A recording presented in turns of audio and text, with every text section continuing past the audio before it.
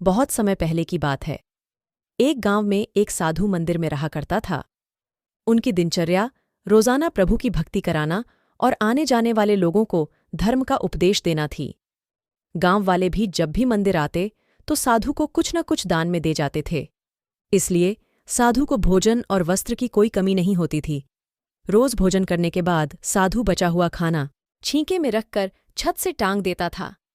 समय ऐसे ही आराम से निकल रहा था, लेकिन अब साधु के साथ एक अजीब सी घटना होने लगी थी।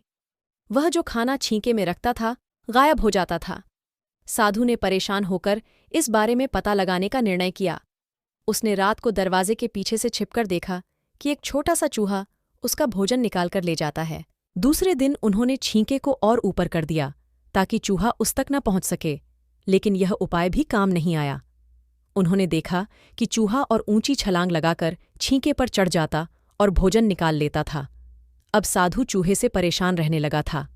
एक दिन उस मंदिर में एक भिक्षुक आया। उसने साधु को परेशान देखा और उसकी परेशानी का कारण पूछा तो साधु ने भिक्षुक को पूरा किस्सा सुना दिया।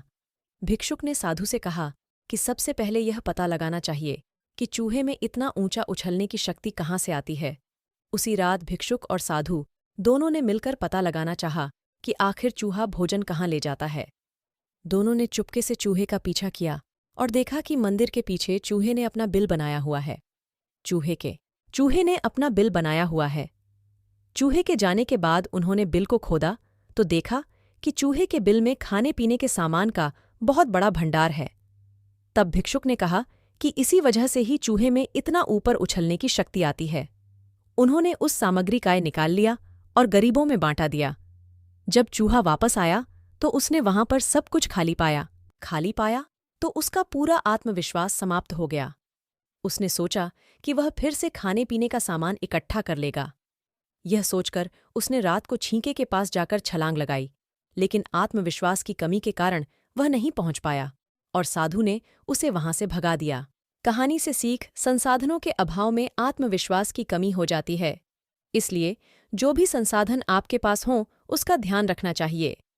शेयर जरूर करिए एक लोगों को, और अच्छी कहानी सुनाएंगे आपको हर दिन।